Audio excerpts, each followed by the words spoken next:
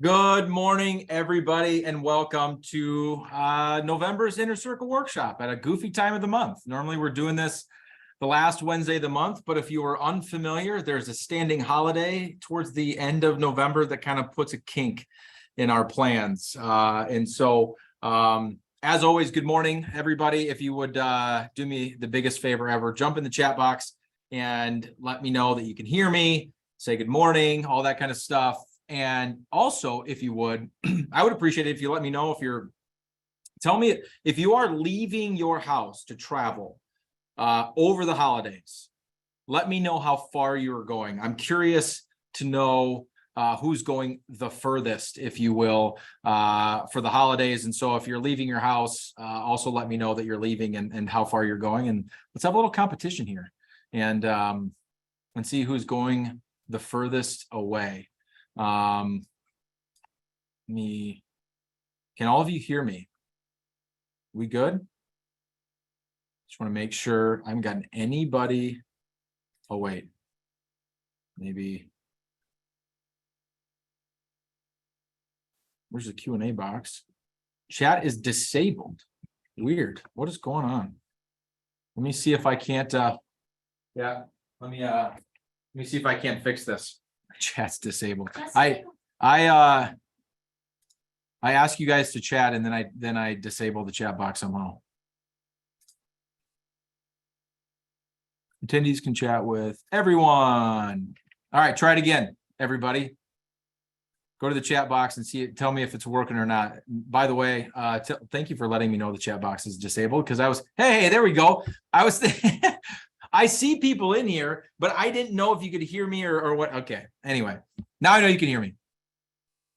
Technology. It's your best friend when it works. It's your worst enemy when it doesn't. So anyway, welcome. Also, you'll notice I'm by myself today. I don't have my lovely co-host Matt here with me today.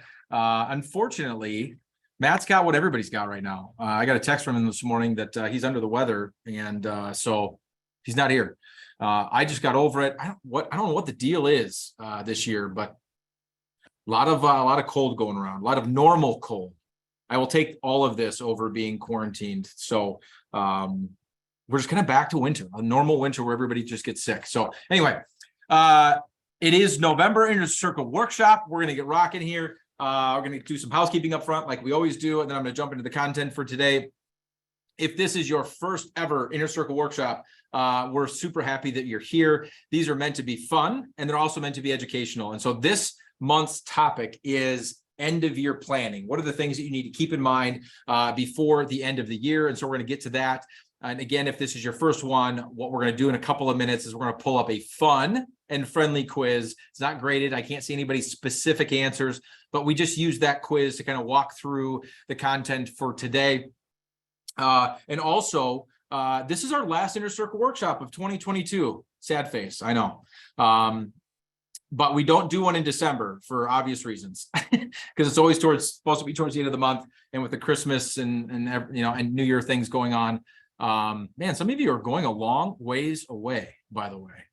Some of these answers I'm getting, somebody's going to Iowa. Shout out. Let me get this. There we go. Look at that. I don't like Iowa at all. Somebody's going to Iowa. We've got to Austin, Texas. That's a ways. South Padre Island. I think that may win. Green Bay, Wisconsin. Somebody else just said 40 miles. Pittsburgh. There's another long one. South Padre Island. Goodness sakes, that sounds amazing, especially with all the snow outside of my window. All right, housekeeping items. Let's go. Normally Matt keeps me on track, so good luck getting done by noon today, right? Because Matt's my barometer. I'm going to share my screen with you, and we're going to go to the Fiat website so that we can go through all things, what's going on here. That's not what you want to see. You want to see this. All right, there we go. We're at the Fiat website. Let me hit the homepage here. If you're unfamiliar with our website, it's fiatwm.com. Across the top, you're going to see some tabs up here. What we're going to go through is this education tab. I just want to let you know what's been happening since the last time we had an Inner Circle Workshop. A couple blog posts came out, and if you're not reading our blog, you should be. Shameless plug there. Last couple that came out, how to financially prepare for the holidays. That's a good one. And then long-term care options. If you didn't notice, last month's Inner Circle workshop was on long-term care. We've got a blog post on long-term care. And we actually also, when I go back to the education page here and scroll down, we've got our podcast here. One of the most recent podcast episodes also on long-term care. So if you're not getting enough education on long-term care, it's not Fiat's fault, because we are all over it right now. For whatever reason, we picked this time of year to talk about it. But there it is. If you're unfamiliar with our podcast and you've not yet subscribed, I would encourage you to do so. We have a lot of fun on the podcast, just like we do in these workshops like this. The podcast is called Every Day is Saturday. And if I scroll back here, you see this little graphic or art of Matt and I. That's what you're going to see, whether it's on your Apple phone and you use Apple, or you use Google, or you use Amazon to find your podcasts. That should be the art that you see. We're on all of the platforms. But we just released that episode on long-term care. I will be honest, I thought it was going to be a very boring episode. I was wrong. It was actually very interesting. So listen to that. And then episode 40, the one prior to that, was when is enough enough? When is it enough?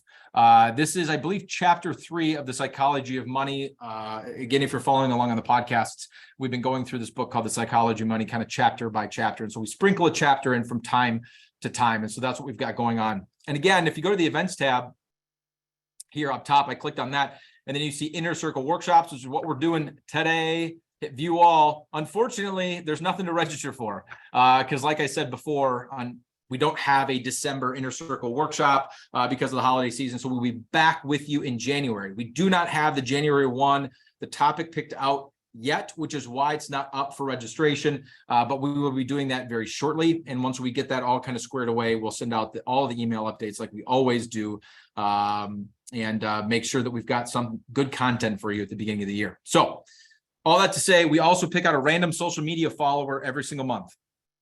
And we give away a $20 Amazon gift card to one of our social media followers. And so you can find Fiat Wealth Management on LinkedIn. You can find us on Facebook. You can find us on Instagram, I believe, and maybe even some other platforms. But if you follow us on social media, you do have a chance of winning a $20 Amazon gift card in these Inner Circle workshops. You don't even have to attend the workshop. So this month's social media follower is Kim Harder. The funny part about this is the person that draws these names for me has no idea who this person is, but I do. And I wish she was here in this workshop today. I don't believe that she is, because if she was, I guarantee you she'd be laughing her face off right now. The fact that she won this, she has one of the best laughs on the face of the planet. So Kim, there's your $20 gift card. Also, I've dropped the ball here recently. I'm going to pick this back up. These are fun. I think they're fun. You must think they're kind of fun, because a lot of you keep coming back and listening to these things. We would love it if you would bring your friends into these, bring your family into these, the people that you care about and that you love. And if you do, let us know who they are, because we used to do, and we're going to start doing it again in January, drawings for referrals. So if you referred somebody in, we're going to put your name in a hat, and those drawings were for $50 Amazon gift cards. And so we want to be able to do that again. And so I'm going to bring that back. All right. With that said, last housekeeping item. I do have a copy of my book behind me here. I don't know if anybody that's on the workshop today has read my book or not. But if you've already read it, let me know. That would be kind of fun to know. Is there anybody on here that's actually read this cover to cover? Let's see here. Let's go to the chat box. Anybody? Somebody's partway through. Cruise in January. That sounds fun too. All right. Some of you have actually read the entire thing. I think we should be doing a quiz on content in the book and see if you guys get it right. If you have not yet read the book, you can buy the book on Amazon. If you have, again, loved ones, if you're a family that is partnered with Fiat and we work with you, and you have loved ones that you think deserve a copy of this book, or you want to give it away for the holidays, please reach out to us. We would love to help you acquire some, possibly at a discount and maybe even free. Okay. Books are a great holiday gift. And at the end of the day, I never wrote the book to make any money. It wasn't about that. It was to provide education to those people that need it. And so I'd love to partner with you to be able to give gifts. So there you go. All right. I'm going to pull up the fun and friendly quiz. We're going to do some year-end planning type stuff. So let me get this poll rocking. Again, if this is your first ever Inner Circle workshop, this poll or this quiz, we're going to leave it up on the screen for about 5 minutes. Okay. And in that 5 minutes, you're going to get a chance to answer questions. My screen is going to go dark. You're not going to be able to hear me or see me. I will come back at the end of 5 minutes. We'll pull it down and we're just going to walk through this quiz together. So have fun going through it. Don't Google search your answers and cheat. Just do the best that you can to answer the questions, and we'll go through it together when we're done. All right, everybody, have fun.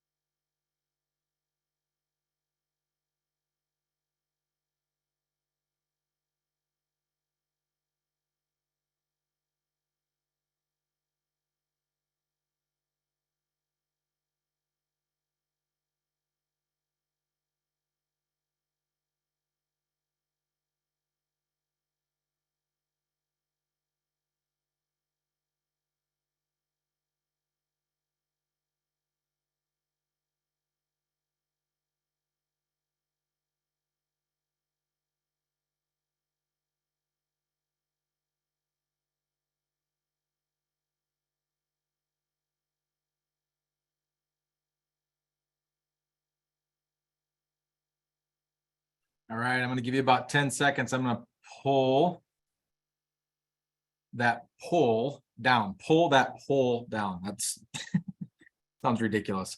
All right, I'm going to end it. It looks like most of you got your answers in anyway. So here we go. I'm going to end the poll and we're going to walk through this together. All right, starting at question number 1. Let me get participants back up here so I can see you guys again. Give me 1 second. All right, here we go. Share results. Question number 1. What is likely the best time of year to complete a Roth conversion? Couple of you said January. More of you said on a day that the financial markets are down. And then about half of you said in early December. I'm going to stop sharing that and then we'll bring that back up in a little bit. The bottom line is, and I'm going to throw Matt under the bus because he's not here. And I can. Matt wrote this question, not me. And it's kind of a trick question. And so it's not really fair. And Matt is, as he said in previous Inner Circle workshop, very competitive. He wants to see if we can get you, if we can stump you more than you guys get these right on the whole. And so to give you a trick question isn't really all that fair, but there is more than one good answer here. When you look at the options that we gave you on a day that the financial markets are down, we've all experienced this year, obviously, with the markets having kind of an extreme pullback. And at certain points of the year, the major indices down well over 20%. And at Fiat, if you're a family that we work with, you probably did some, if Roth conversions make sense for your family, we probably did partial conversions for you earlier this year when the market was down, because converting money from a traditional IRA to a Roth IRA in the middle of the year or at some point in the year when the markets are depressed means that you get to pull money out of an IRA and then reinvest it on an after-tax, tax-free basis at a discount, essentially, because the markets are cheaper than this year than they were last year. And so that does make some sense. Early December, most of you answered that. And so I'm going to say you guys got this question right, because normally that is usually when we try to do Roth conversions. And the reason that we tend to wait till the end of the year, unless there's extenuating circumstances like a depressed market like we've had in 2022, is simply because you can't undo it. And so when you're doing something like a Roth conversion for year-end tax planning or for year-end financial planning or just planning in general, something everybody should be looking at every single year and part of your year-end plan. All these questions relate to kind of this year-end planning theme. But we wait because you can't undo it. It used to be that if you converted money to a Roth IRA and then filed your taxes in February, March, April of the following year and realized that Roth conversion put you higher in a tax bracket than you wanted to be, caused more taxes than you thought it was going to, that you used to be able to undo it. In fact, you could undo it until like October of the next year. So if you filed an extension on your taxes, you were able to say, you know what, I made a mistake. I shouldn't have taken the $100,000 out of my IRA and converted it to Roth. I don't want to do half of it, or I don't want to do any of it. And you could reverse your decision. When the Tax Cuts and Jobs Act passed, starting in 2018, that went away. And so now there are no redos. And so if we do Roth conversions in the middle of the year, and then something material changes about your life, which is going to change how your taxes are going to look, and it's going to change your AGI, your modified adjusted gross income, then we've got a problem and we cannot undo it. And so generally speaking, we wait to the end of the year, again, unless there's extenuating circumstances. But end of the story is that, from a year-end tax planning perspective, the best time to get money out of an IRA is when your taxes are the cheapest.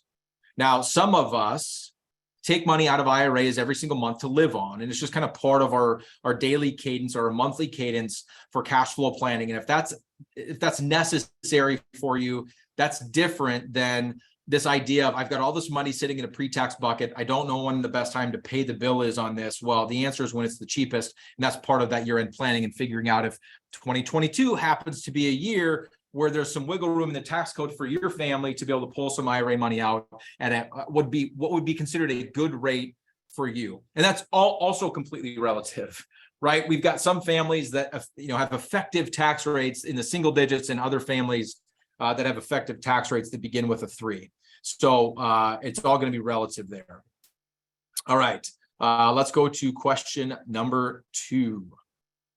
If I were to sell 100 shares of Amazon today and then turn around and buy 100 shares of Amazon again tomorrow, this would be an example of 6 of you said tax loss harvesting. Half of you exactly said a wash sale. A couple people said rebalancing, and 22% of you said a mistake. You could make an argument, I guess, that that's the correct answer. The answer we were looking for, and the actual real correct answer is, and I'm going to get, I think this one's a tie because you didn't win. It wasn't 51% of you. 50% of you exactly said a wash sale. And that is what it's considered. And so we're using this question to have this conversation around year-end tax planning as it relates to tax loss harvesting. And so now we're going to put the qualified retirement accounts aside, the IRAs, 401ks, and those types of accounts. And now we're going to talk about non-retirement accounts, just your after-tax investment accounts, your brokerage accounts, okay?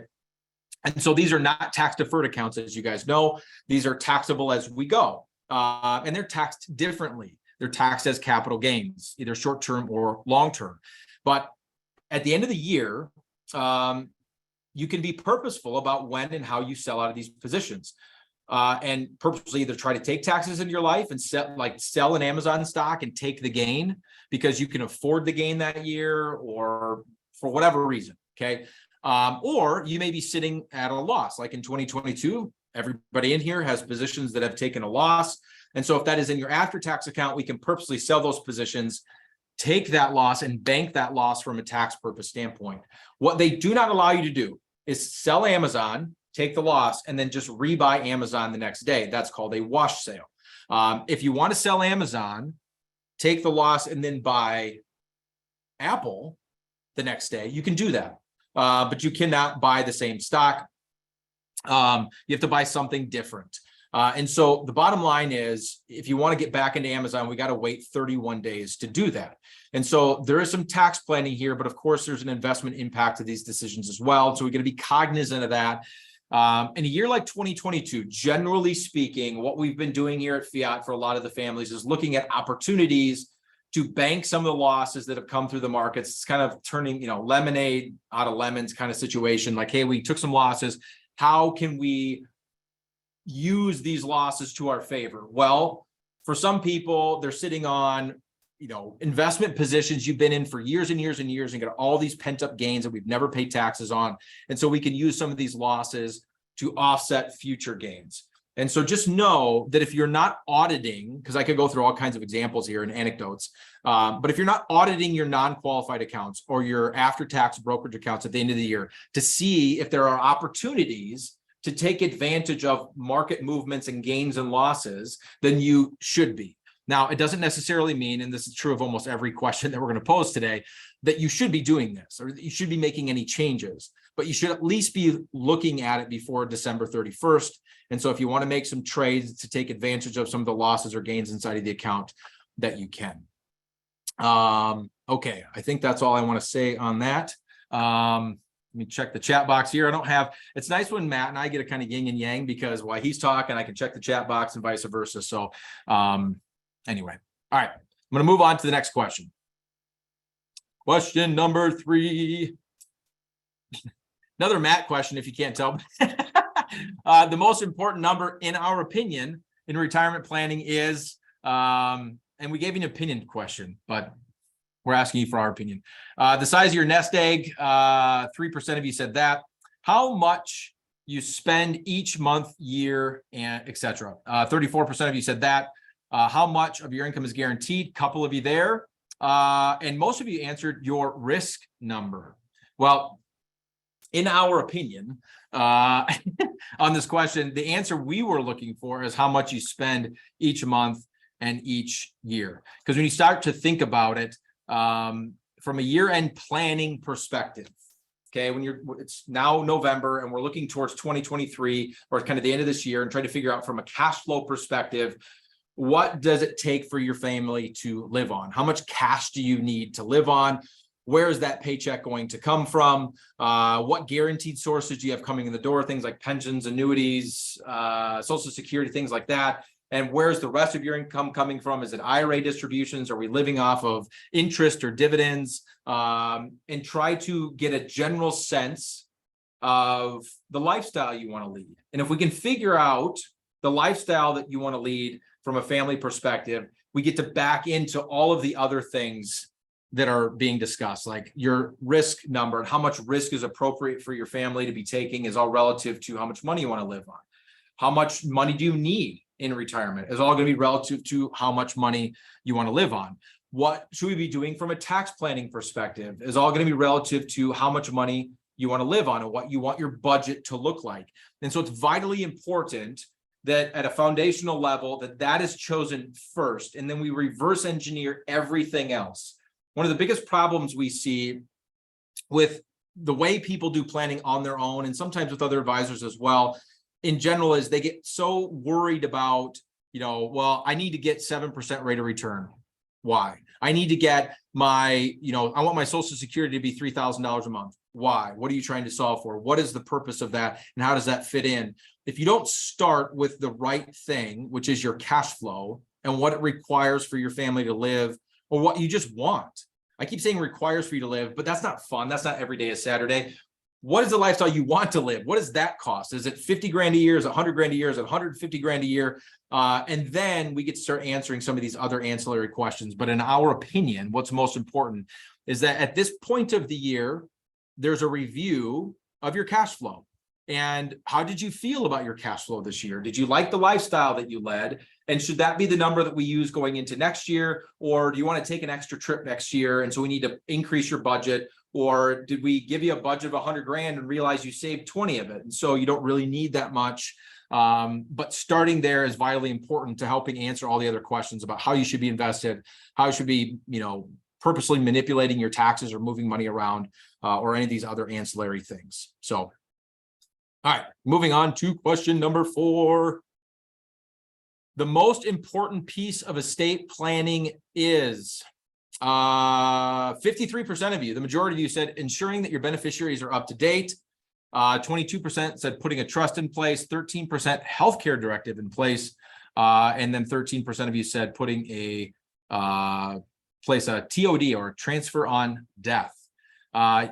Golf clap, you guys got this one right as well. Ensuring that your beneficiaries are up to date. And the reason that is the correct answer as being the most important is because if you are unfamiliar, if you have legal documents in place, okay, so if your family has a will in place or your family has a trust in place, and it doesn't matter what kind of trust it is, because there's all different kinds of trusts out there, that your beneficiaries that are listed on your IRAs, your beneficiaries that are listed on your Roth IRAs or your 401ks or accounts like that, your qualified accounts that are beneficiary driven accounts, that whatever your beneficiary designation says trumps whatever your legal documents say, your will or your trust.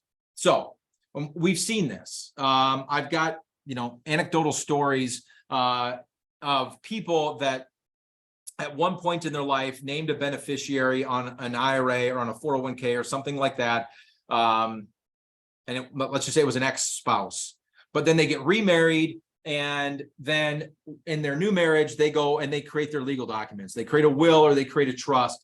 And per the will or the trust, the new spouse number 2, is named as the benefactor of these assets, but they never went back and updated the beneficiary, the actual beneficiary designation on the IRA or on the 401k.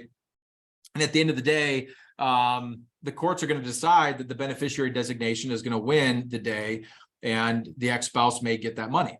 And if they don't get that money, it's going to be a massive legal fight on your behalf to try to get it to go to where you wanted it to go. So it doesn't mean you shouldn't have a will and you shouldn't have a trust and that those aren't important. But what's most important is that on an annual basis, we're reviewing beneficiary designations and making sure that your beneficiaries are listed exactly as you want them to be. Because you can list a primary beneficiary, but you can also list a contingent beneficiary. So I'll give you my personal example. So all of my accounts that are beneficiary-driven accounts, my wife is listed as the primary beneficiary on those accounts. But it is possible either that my wife predeceases me, and so she's no longer around to be the beneficiary, or that we die at the same time, that we get in a car accident or something and we both pass away. Then the question goes, well, then what happens? Well, then they're going to look for a contingent beneficiary, kind of a second in line. And if that's listed, it's going to keep things nice, clean, and neat. If not, then it's going to go to the courts and possibly probate. And so because you're allowed to not only have a primary and a contingent, you should. And so one, checking just to make sure it's exactly who you want it to be. And two, checking your beneficiary designations every single year to make sure that you've got contingents listed is also very important. The other kind of life-changing event, other than something like a divorce, that would make you, and I think the calendar is just a great reminder to check them, which is why we're talking about this today. But other life-changing events, obviously, if there's a change in your marriage status, a beneficiary designation update is important to think about. Aging kids. Once your kids grow up and they're of adult age, a lot of times people want to change their beneficiary designations and rethink basically how to pass on their estate because they don't have minor children anymore. And so we need to kind of rethink through some options there. It could be that your beneficiary is deceased. It could have been a family member or a spouse or somebody like that, and they predeceased you. So there's a lot of different reasons to check into this, but minimally once a year. And again, the calendar is just a great reminder. Hey, we should look into that and check in and make sure that we've got these things right. Now, again, it doesn't mean you shouldn't have a will and you shouldn't have a trust. And that's a whole different question. That's a whole different inner circle workshop to talk about will and trust planning and which one do I just need a will? Do I have to have a trust? What does that look like? How do I basically get the outcomes that I want so that if and when when I pass away, that my estate and my things go exactly the way that I want them to go. And so maybe sometime we'll have to get into that. All right. Question number 5. How old do you have to be to take money out of an IRA without penalty? Which, by the way, if any of you read this question one time and then answered it, you're doing pretty well. You probably had to read it a few times. To take money out of an IRA without penalty, and how old are you when you have to take money out or be penalized? 28% of you answered 59.5 and 70.5. 3% said 60 and 72. 69% of you said 59.5 and 72. And nobody took the bait there and said there are no limitations. Golf clap on that one. You guys rocked that one. 70% of you got that one right. The ages are 59.5 and 72. We use this question to talk about year-end planning for RMDs. The federal government, on any qualified account you have, says that you can't touch that IRA money or that 401k money until you're 59.5. And if you do, I'm going to penalize you. But then they turn and they say magically later at the age of 72 that if you don't touch that money, I'm going to penalize you. There is something called a required minimum distribution if you are unfamiliar. And so what the IRS does is they figure out how old you are and how much money you have in these pre-tax accounts. And there is a formula based on your life expectancy of how much you have to pull out. And of course, your life expectancy as you get older gets shorter. And so the percentage of the account that has to come out every single year, which of course is going to be taxable, is going to go up, up, up, and up. And so long story short, end of year planning, what's one thing you need to do? You need to see if you're of the age of 72, if you turn 72 this year, or you're older than age 72, and you have any money in pre-tax accounts, IRAs, 401ks, 403bs, 457 plans, anything like that, simple IRA, SEP IRA, you are going to have to take a distribution. Now, you maybe already did, right? Maybe you're taking monthly IRA distributions to live on. And so maybe you've already pulled enough out, because it doesn't matter if you need the money or you don't need the money. All the IRS cares about is that a certain amount of money gets pulled out of those accounts and is taxable to you in that year. And so how you figure that out is you take your total pre-tax dollars and you look at the balance of those accounts December 31st of last year. And so whatever the ending balance was December 31st, and let's just say you've got an IRA, 2 different IRAs, and you've got a 401k, you've got these 3 accounts, and for easy math, let's just say those 3 things add up to $1 million. Your December 31st balance in 2021 was $1 million. Well, you have to take that amount and then figure out what your life expectancy is per their tables. There's something called a uniform lifetime table. And if you're exactly the age 72, they're going to say you take $1 million and you divide that by 27.4. Very even number. And then whatever that comes out to, whatever that math equation is, that's how much you have to pull out of your accounts. It's roughly $38,000 in the example that I just gave. And every year you get older, the number you divide your balance by gets smaller, which means your RMD is going to get bigger. Okay. But the bottom line is you don't want to miss this, because while they will penalize you for taking money out pre-59.5, and that penalty is 10%, it's an additional 10% tax plus whatever the tax bill is. If you miss an RMD, the penalty is 50%. So in my example I gave, somebody with $1 million, December 31st balance of 2021, their RMD is going to be about $38,000. If they don't get that pulled out in the calendar year 2022, there's going to be a 50% or about $19,000 penalty for missing that RMD. And your RMDs are due by December 31st of this year. So when you go to file your taxes for 2022 next year, and you realize after talking to your CPA that you never took your RMD, it's too late. You're going to have a penalty. Now, they do give you 1 year to basically miss it.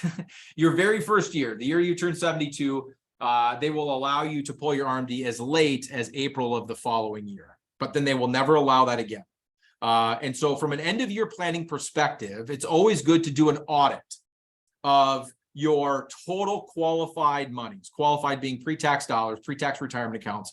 Okay. Figure out what you've got in your pre-tax accounts, figure out what the balances were at the end of last year, and just confirm that you actually took your total RMD out and that you're not under withdrawing out of those accounts, therefore leading to a penalty. Now, it is, again, very possible that in my scenario of $1 million and a $38,000 required minimum distribution, that throughout the year, you were pulling $5,000 a month out of your IRA to live on, which is $60,000 for the year. Well, then you're good, because obviously that's more than 38. All the IRS cares about is you pull at least 38. You can pull more than that, but you have this requirement to pull this minimum amount out. So from an end of year planning perspective, an RMD audit is very important. All right. What question are we on here? Question number 6. All right. If you want to make a contribution to your IRA or your Roth IRA for 2022, when is your deadline to do so? 6% of you said December 15th of this year. 53% of you said April 15th of next year. 38% of you said December 31st of this year, and 3% said January 31st of next year. The correct answer to that question is actually question or answer B or answer 2, whatever. You guys got it right. Okay. April 15th of next year, you can make contributions. And so there's probably a lot of you on this workshop today that aren't actively employed. Okay. You have no earned income. But if you have any earned income at all, and it could be from anything, right? You get a part-time job, mowing fairways at a golf course. You volunteered during the election. Maybe you weren't a volunteer, I guess, if you're getting paid. But if you're like a paid volunteer during the election and, you know, you made $1,500 or something like that. Or I was talking to a family I work with earlier this year, and the one spouse is an executor of a trust, and she gets paid to do that. And it's not a lot of money, but there is some earned income there. If you have any earned income from anything, you can still contribute to a traditional IRA or to a Roth IRA. And you may or may not want to do that. In that scenario, you do have some reprieve. You do have a longer time to kind of do that planning, because the correct answer is April 15th of next year. So up until April 15th of next year, we can contribute to a traditional IRA or to a Roth IRA for this year. So we can backfill. Why would you ever want to do that? And why should we be talking about this when it comes to end of year planning? Well, if you're one of those people that's right on a cliff somewhere, it could be a Medicare tax bracket. or something like that. That's kind of a cliff that you would fall off. If you went $1 over that cliff, you got to pay all these additional Medicare premiums. And we realized that once you kind of go to do your taxes in February, March of next year, but you had a little bit of earned income, we might be able to take let's say $1,000 of earned income. We could put $1,000 into an IRA, hide that income, and avoid that cliff. And so from an end of year perspective, if there's any earned income in your life at all, it should at least be reviewed. Should you be taking some of that earned income and putting it into a traditional IRA to avoid a cliff? The other side of that is, should I be putting it into a Roth IRA? I've got the cash flow to do it. And not that many people actually have the ability to contribute to a Roth IRA. And they're not that old of an account. The Roth IRA has only been around since the late 90s. And so most boomers don't have a ton of money sitting in Roth IRAs. And so anytime we have an opportunity to sneak a little bit of money in there, we may want to do that. And so if anywhere during this year, any of you had any earned income, even if you're retired, but had kind of that situation, part-time job, paid volunteer position for a couple of hours here or there, or paid for any reason, and you earned an income, it's possible there may be some planning to do as far as taking that money and putting it either in an IRA or a Roth IRA. All right. Question number 7. What percentage of your adjusted gross income can you donate to charity in 2022? 3% of you said 60%. 25% of you said 10%, 22% of you said 50%, and half of you said 100%. Golf clap for me. This was my question because I stumped you. If this was last year, you guys would have won, but it's not last year. It's not a COVID year. It's 2022. And the correct answer is 60%. We're using this question to have the conversation about end of year giving and looking at any charitable giving that you're doing throughout the year and creative ways to have that giving make the largest tax impact it possibly can for your family. Now, disclaimer, of course, if you're charitably inclined and you're giving to anything from, your alma mater, where you went to college, all the way to, the church that you attend or anything in between, that if you're giving to a nonprofit, it should be a matter of your heart, right? But if you are doing it out of the goodness of your heart and you can get a tax break for it, well, why would we not want to do that, right? So in 2022, the correct answer is actually 60%. Okay, of your adjusted gross income, you can give to charity. Last year, they made an exception and it was 100%. This year, it's 60%. So if this year you're one of those people that gave more than 60% of your AGI and you're like, oh my gosh, I can't believe I did that. Now I don't get to use that as a write-off on my taxes. Here's the good news. You can carry forward those gifts and use those for your taxes for 2023. In fact, you can carry gifts to charity forward up to 5 years, okay? So if you over-gifted this year on your adjusted gross income, then we can carry that forward. But the correct answer is 60%. But I want to use this question as an opportunity to talk about some gifting strategies for year end. Okay. I actually just had a call. This is real. I had a call with my personal CPA this morning and was kind of walking through some of these end of year tax planning scenarios with him.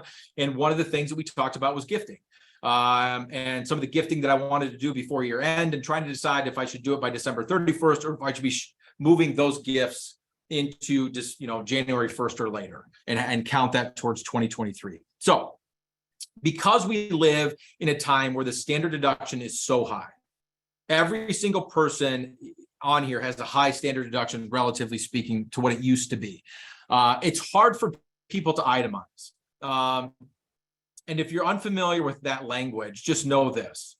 If you don't have a ton of write-offs from a tax perspective, so property taxes, mortgage interest, state taxes, healthcare expenses that exceed a good amount of your AGI, gifts to charity, if you don't have a large number of kind of those types of things, you're going to get a standard deduction. The standard deduction for a married couple is almost $26,000. It's about half of that for a single filer. And so if your write-offs don't exceed that, you're just going to get the standard, which is good in a lot of ways. The bad news is if you gave $1,000 to charity, it's not going to mean anything to you. You're not going to get to write it off on your taxes. It's not, because it doesn't exceed the standard deduction. And so when you're looking at giving, and we do this a lot with the families that we work with, let's just say you're a family that wants to, excuse me, that wants to give $5,000 a year to a particular charity. Let's just say Red Cross, okay? But instead, we don't give $5,000 a year. We give $10,000 every other year. And we would do that for tax purposes, so that in the year that we give 10, we get past that standard deduction, and we can get those gifts to actually mean something for you from a tax perspective. The outcome to the Red Cross is the same. They're getting the same $10,000. It's just the timing of when we give it to them to put you in a better tax position. So lump giving is what we call that. So lump giving is a good cadence for people that are just kind of on that treadmill of, I give every year, I've got my charities, I've got my church, I got whatever it is. Maybe we should be doing it every other year instead of every year when we have these high standard deductions that we have right now. The second opportunity from a giving perspective you should be aware of is QCDs.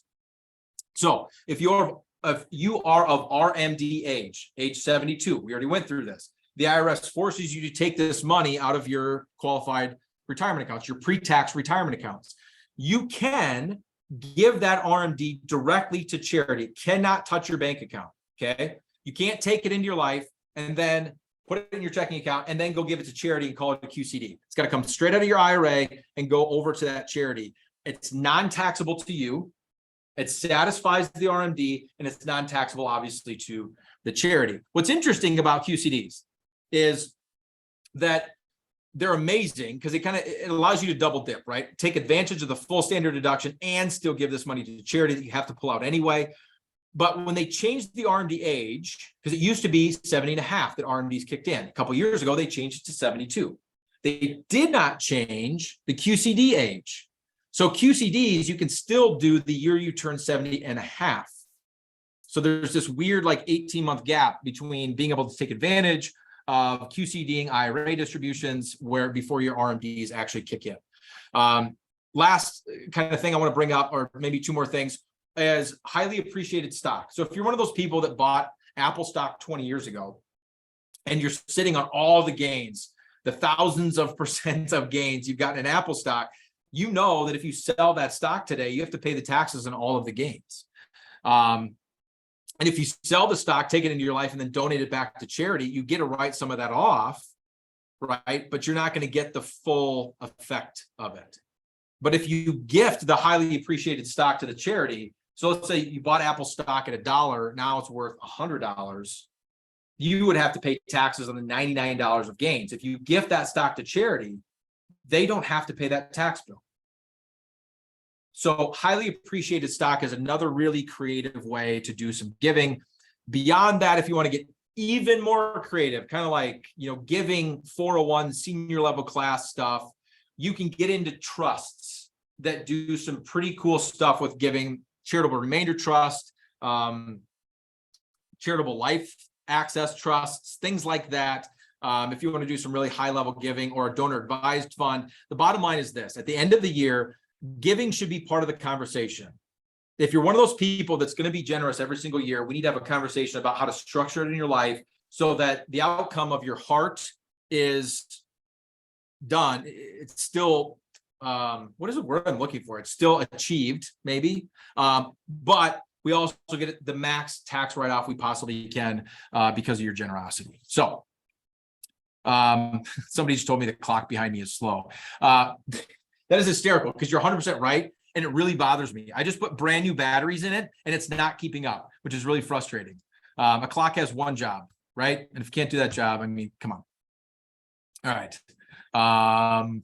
Question number 8, tax credits for individual health insurance coverage and premiums for Medicare Part B and D are determined by what? 16% of you said your taxable income. 53% said your adjusted gross income.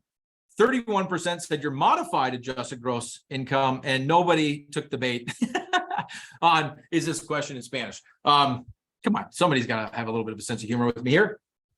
Golf clap for me. I stumped you again. The correct answer is your modified adjusted gross income. Now, it's, kind of a trick question because there's not that big of a difference between adjusted gross income and modified adjusted gross income. There's a couple of nuances, and for the sake of time, I'm not going to get into the difference right now. But the bottom line is, if you are retired but not yet age 65 and you're out in the private markets getting your own health insurance coverage, or you're just self-employed and you have to go get your own health insurance coverage, it is possible to get tax credits to help you pay for that. And then when you get to the age of 65 and you get Medicare, the premiums you pay for B and D are income adjusted. The higher your income goes, the more you're going to pay for those premiums. Both of those, the tax credits you can get for individual coverage and the increase of premiums you may see because of Medicare are tied to your modified adjusted gross income. In other words, they're tied to your taxes. And so we had an Inner Circle workshop a couple months ago with Allison talking about open enrollment for Medicare. If you are not tying your health insurance decisions into your end of year planning and tying your health insurance decisions into your tax planning and income planning for yourself, you're missing the boat because it all kind of flows together. And so a couple of examples here. When it comes to, we have these conversations with families all the time about Roth conversions, something we talked about in question number 1. Well, one of the things that's going to help us determine what amount is appropriate for your family to do for a Roth conversion is your modified adjusted gross income, because it's going to affect something like your Medicare premiums. And so although converting a little bit more into a Roth may not change your tax bracket, it may change the premiums on your Medicare. And we don't want to do that. And maybe in this situation, we wouldn't want to do that. And if we would have known that, maybe we didn't do the conversion. And so it's important to note that. Also, we've got families we work with that retire before the age 65. And so we've got to be very careful about watching how we create paychecks for them, because their modified adjusted gross income is going to determine how much of their health insurance they have to pay for versus tax credits they may get to help them pay it. And so we got to be very cognizant of that. And so end of that story is it should be part of your end of year planning. When you're making your decisions on your health insurance, and usually that's an end of year decision. And so I'm not yet Medicare age. I don't know if you knew that or not, but I'm not. I'm old enough to have glasses now, but I'm not Medicare age. But I do have individual coverage as a self-employed individual. My wife and I have to go out to the private markets and buy health insurance. And so like everybody on Medicare, at the end of the year, I have to make the decision of, do I still like the plan that I have? Or do I want to trade to a different type of plan with different deductibles and all these other kinds of things? Well, one of the parts that goes into that is planning for the premiums. And do I have to pay all of the premiums, or am I going to get some sort of tax credit to help me pay for the premiums? Is going to be answered by what is your modified adjusted gross income. And same thing for Medicare planning. If your Social Security is turned on and you're on Medicare, y'all are getting your Medicare premiums deducted from your Social Security. Typically, and I've heard it time and time again where I meet people and they're like, I saw a reduction in my Social Security this year. I took a pay cut.